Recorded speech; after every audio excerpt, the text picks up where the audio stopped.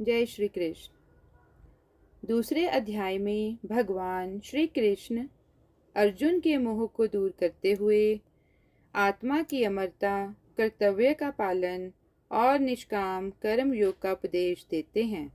यही कारण है कि यह अध्याय पूरी गीता का सार कहा जाता है।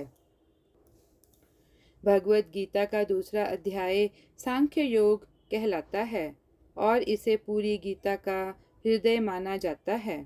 इसमें जीवन, कर्तव्य, आत्मा और योग का गूढ़ रहस्य समझाया गया है। इसमें श्री कृष्ण अर्जुन को बताते हैं कि आत्मा ना जन्म लेती है, ना मरती है। आत्मा शाश्वत, अविनाशी और नित्य है। अर्जुन को युद्ध करने का उपदेश मिलता है क्योंकि क्षत्रिय का धर्म है कि अन्याय के विरुद्ध लड़ना। फल की चिंता किए बिना कर्तव्य पालन को सर्वोत्तम बताया गया है। इंसान का अधिकार सिर्फ कर्म करने में है, फल पर नहीं। निष्काम कर्म योग ही मुक्ति का मार्ग है। सांख्य और योग के बीच संतुलन समझाया जाता है। इसमें ज्ञान से विवेक मिलता है और कर्म से जीवन चलता है, ये बताया जाता है। जो सुख दुख में समान रहता है, राग द्वेष से मुक्त है और मन को वश में रखता है, वही स्थित प्रज्ञ कहलाता है। ऐसा व्यक्ति ही वास्तविक शांति और आनंद प्राप्त करता है। आइए अब हम गीता के दूसरे अध्याय का विस्तार पूर्वक अध्ययन करते हैं। संजय ने कहा, इस प्रकार करुणा से अभिभूत, आंसुओं से भरे हुए, व्याकुल नेत्रों वाले शोकग्रस्त अर्जुन को देखकर मधुसूदन श्री कृष्ण ने यह शब्द कहे। श्री भगवान ने कहा, हे अर्जुन, इस विपरीत स्थिति पर तेरे मन में अर्जुन ये अज्ञान कैसे उत्पन्न हुआ? को ना तो मत इसका जीवन के तुझे शोभा नहीं देता। जानने वाले हे मनुष्यों के द्वारा करने वाले आचरण किया गया है, हृदय और ना ही दुर्बलता को त्याग कर और ना ही यश की प्राप्ति होती है। अर्जुन ने कहा, हे मधुसूदन, हे शत्रुहंता, मैं युद्ध भूमि में किस प्रकार भीष्म पितामह और द्रोणाचार्य जैसे पूजनीय व्यक्तियों पर बाण कैसे चलाऊंगा? ऐसे महापुरुषों को, जो कि मेरे गुरु हैं, इन्हें मारकर जीने की अपेक्षा मैं इस संसार में भिक्षा मांगकर खाना श्रेयस्कर समझता हूँ, क्योंकि गुरुजनों को मारकर भी तो इस संसार में खून से सने हुए सुख रूप भोग ही तो भोगने को मिलेंगे। हम ये भी नहीं जानते कि हमारे लिए युद्ध करना श्रेष्ठ है या युद्ध ना करना, और यह भी नहीं जानते कि हम जीतेंगे या वे ही जीतेंगे। धृतराष्ट्र के पुत्रों का वध करके हम जीना भी नहीं चाहते, फिर भी वे हमारे सामने युद्ध भूमि में खड़े हैं। कृपण और दुर्बल स्वभाव के कारण अपने कर्तव्य के विषय में मोहित हुआ मैं आपसे पूछता हूँ कि वह साधन जो मेरे लिए श्रेयस्कर हो, उसे निश्चित कह के कहिए। अब मैं आपका शिष्य हूँ और आपके शरणागत हूँ, कृपा मुझे उपदेश दीजिए। मुझे ऐसा कोई साधन नहीं दिखता जो मेरी इंद्रियों के सुखाने वाले शोक को दूर कर सके। स्वर्ग में धन धान्य संपन्न देवताओं के सर्वोच्च इंद्र पद और पृथ्वी पर निष्कंटक राज्य को प्राप्त करके भी मैं उस उपाय को नहीं देखता हूँ। संजय ने कहा, हे राजन, निद्रा को जीतने वाला अर्जुन ने इंद्रियों के स्वामी श्री कृष्ण से कहा, हे गोविंद, मैं युद्ध नहीं करूँगा, और चुप हो गया। हे भरतवंशी, इस समस्त दोनों सेनाओं के बीच शोकग्रस्त अर्जुन से इंद्रियों के स्वामी श्री कृष्ण ने हंसते हुए ये शब्द कहे।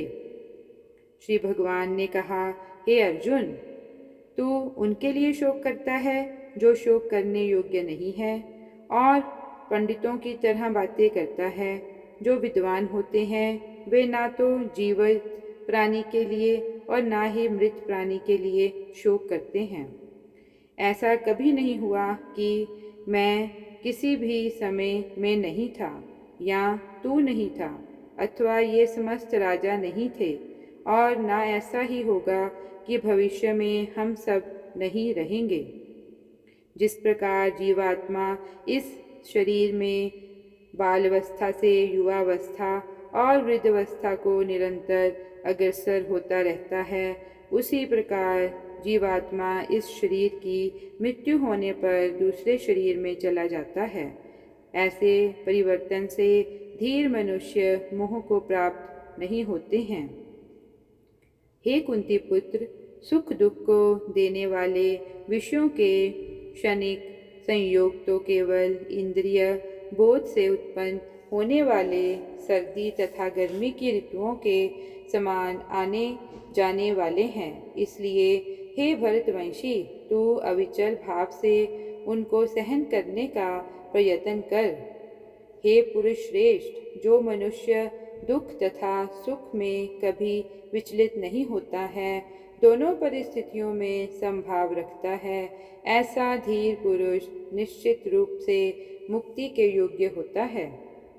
तत्वदर्शियों के द्वारा निष्कर्ष निकालकर देखा गया है कि असत वस्तु, जिसे शरीर कहते हैं, का कोई अस्तित्व नहीं होता है, और सत वस्तु, जिसे हम आत्मा कहते हैं, उसमें भी कोई परिवर्तन नहीं होता है। जो सभी शरीरों में व्याप्त है, उस आत्मा को ही तू अविनाशी समझ। इसको नष्ट करने में कोई भी समर्थ नहीं है। इस अविनाशी अमाप नित्य स्वरूप आत्मा के ये सब शरीर नष्ट होने वाले हैं। अतः हे भरतवंशी, तू युद्ध कर। जो इस आत्मा को मारने वाला समझता है तथा जो इसको मरा हुआ समझता है, वे दोनों ही अज्ञानी हैं, क्योंकि ये आत्मा वास्तव में ना तो किसी से मारा जाता है और ना ही किसी को मारता है। ये आत्मा किसी काल में भी ना तो जन्म लेता है और ना मरता है और ना ही जन्म लेगा। ये अजन्मा, नित्य, शाश्वत और पुरातन है। शरीर के मारे जाने पर भी ये नहीं मारा जा सकता। हे पृथापुत्र, जो मनुष्य इस आत्मा को अविनाशी, शाश्वत, अजन्मा और अव्यय जानता है, वह मनुष्य किसी को कैसे मार सकता है या किसी के द्वारा कैसे मारा जा सकता है। जिस प्रकार मनुष्य पुराने वस्त्रों को त्याग कर दूसरे नए वस्त्रों को धारण करता है, उसी प्रकार आत्मा पुराने तथा व्यर्थ के शरीरों को त्याग कर नए शरीरों को धारण करता है। यह आत्मा ना तो शस्त्र द्वारा काटा जा सकता है, ना ही आग के द्वारा जलाया जा सकता है, ना जल द्वारा भिगोया जा सकता है और ना ही वायु द्वारा सुखाया जा सकता है। ये आत्मा ना तो तोड़ा जा सकता है, ना ही जलाया जा सकता है, ना इसे धुलाया जा सकता है और ना ही सुखाया जा सकता है। ये आत्मा शाश्वत, सर्वव्यापी, अविकारी, स्थिर और सदैव एक सा रहने वाला है। ये आत्मा अदृश्य, अकल्पनीय और अपरिवर्तनीय कहा जाता है। इस प्रकार आत्मा को अच्छी तरह जानकर तू शोक करने के योग्य नहीं है। हे महाबाहु, यदि तू इस आत्मा को सदा जन्म लेने वाला तथा सदा मरने वाला मानता है, तो भी तू इस प्रकार शोक करने योग्य नहीं है। जिसने जन्म लिया है उसकी मृत्यु निश्चित है और मृत्यु के पश्चात पुनर्जन्म निश्चित है। अतः इस बिना उपाय वाले विषय में तू शोक करने योग्य नहीं है। हे भरतवंशी, संपूर्ण प्राणी जन्म से पहले अप्रकट रहते हैं और मरने के बाद भी अदृश्य हो जाते हैं। केवल बीच में ही उन्हें देखा जा सकता है। अतः शोक करने की कोई आवश्यकता नहीं है। कोई इस आत्मा को आश्चर्य की तरह देखता है, कोई इसका आश्चर्य की तरह वर्णन करता है तथा कोई इसे आश्चर्य की तरह सुनता है और कोई कोई तो इसके विषय में सुनकर भी कुछ नहीं समझ पाता है। हे भरतवंशी, इस आत्मा का शरीर में कभी वध नहीं किया जा सकता। अतः तुझे किसी भी प्राणी के लिए शोक करने की आवश्यकता नहीं है। हे अर्जुन, क्षत्रिय होने के कारण अपने धर्म का विचार करके भी तू संकोच करने योग्य नहीं है, क्योंकि क्षत्रिय के लिए धर्म के लिए युद्ध करने के अलावा अन्य कोई श्रेष्ठ कार्य नहीं है। हे पार्थ, वे क्षत्रिय भाग्यवान हैं जिन्हें ऐसे युद्ध के अवसर अपने आप प्राप्त होते हैं, जिससे उनके लिए स्वर्ग के द्वार खुल जाते हैं। किंतु यदि तू इस धर्म के लिए युद्ध नहीं करेगा तो अपनी कीर्ति को खोकर कर्तव्य कर्म की अपेक्षा करने पर पाप को प्राप्त होगा। लोग सदैव तेरी बहुत समय तक रहने वाली अपकीर्ति का भी वर्णन करेंगे और सम्मानित मनुष्य के लिए अपकीर्ति मृत्यु से भी बढ़कर है। जिन जिन योद्धाओं की दृष्टि में तू पहले सम्मानित हुआ है, वे महारथी लोग तुझे डर के कारण युद्ध भूमि से हटा हुआ समझकर तुच्छ मानेंगे। तेरे शत्रु तेरी सामर्थ्य की निंदा करते हुए तुझे बहुत से कटु वचन भी कहेंगे। तेरे लिए इससे अधिक दुखदायी और क्या हो सकता है। हे कुंती पुत्र, यदि तू युद्ध में मारा गया तो स्वर्ग को प्राप्त करेगा और यदि तू युद्ध जीत गया तो पृथ्वी का साम्राज्य भोगेगा।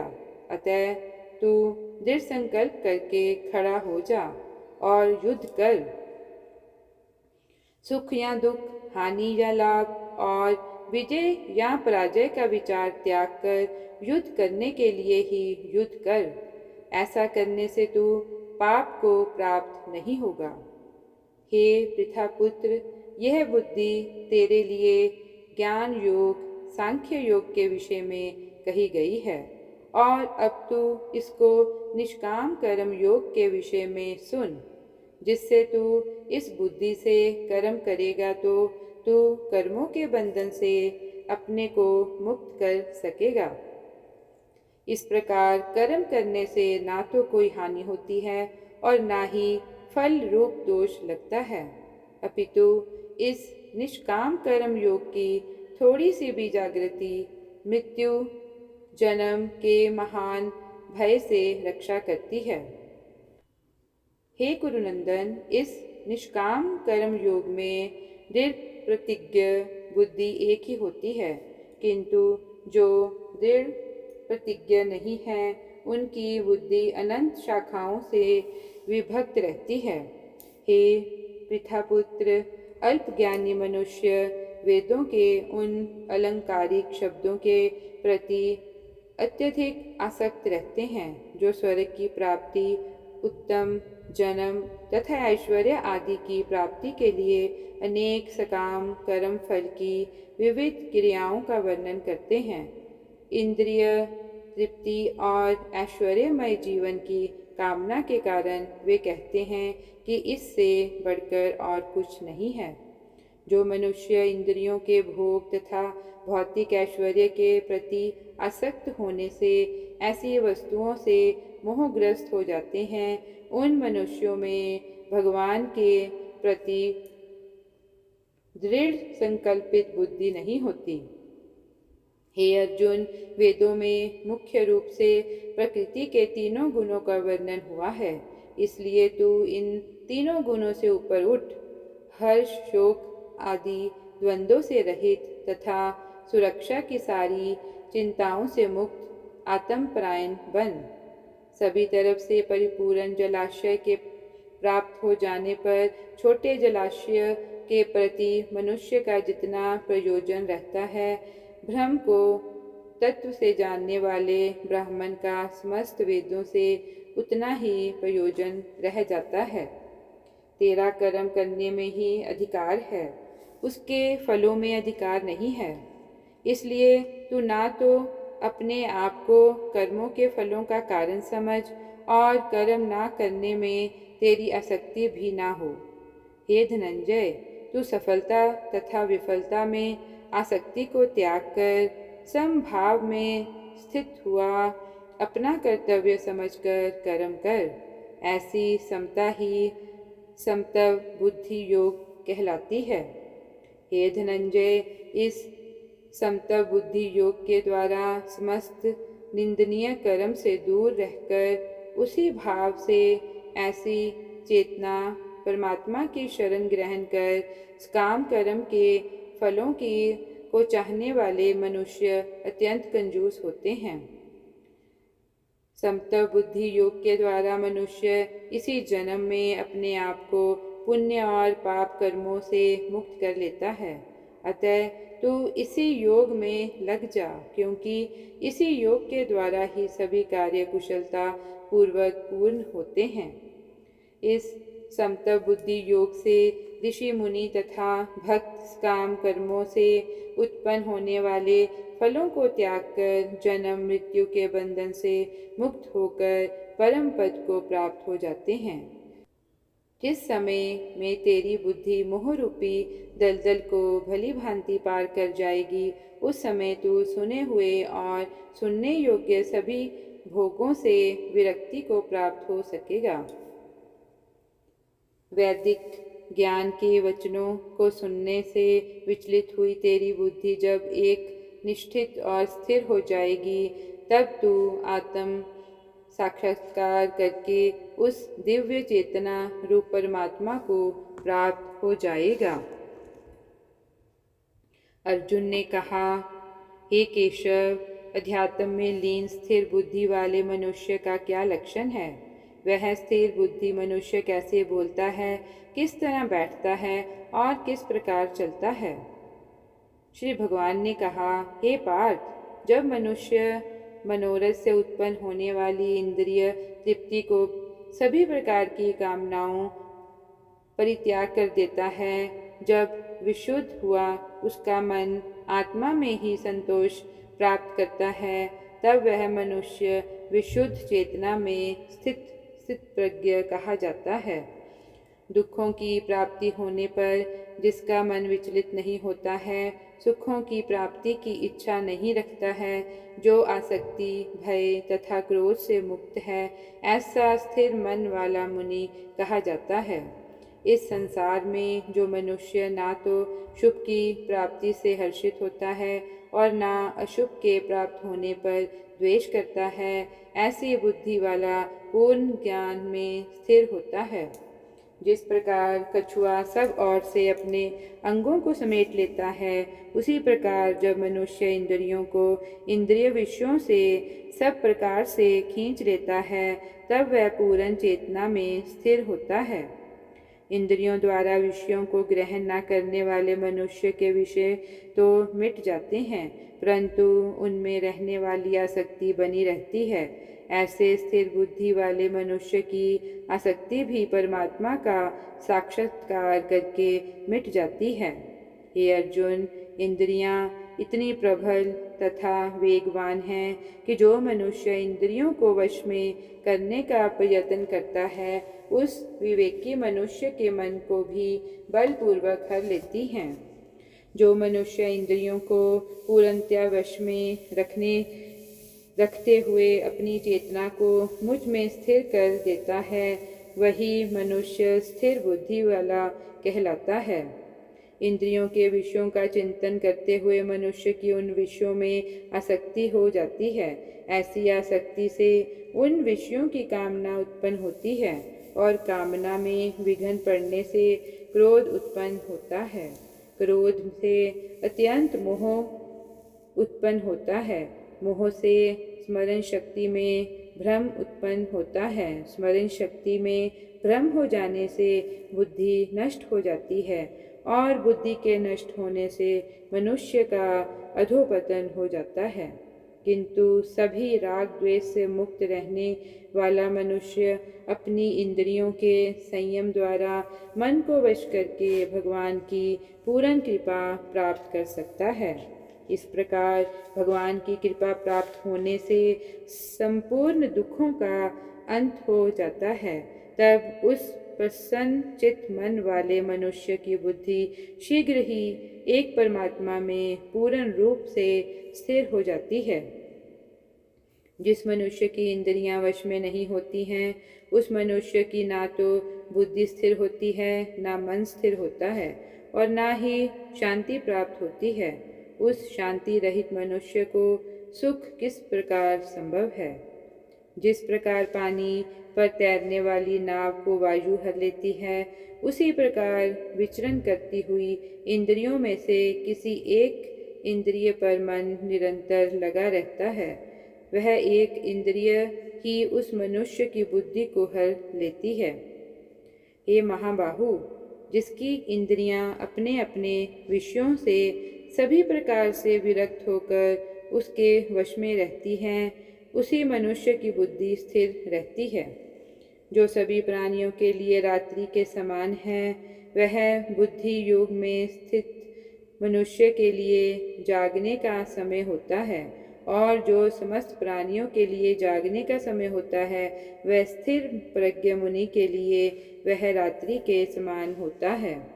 जिस प्रकार अनेकों नदियाँ सभी ओर से परिपूर्ण दृढ़ प्रतिष्ठा वाले समुद्र में समुद्र को विचलित किए बिना ही समा जाती हैं, उसी प्रकार सभी इच्छाएं स्थित प्रज्ञ मनुष्य में बिना विकार उत्पन्न किए ही समा जाती हैं।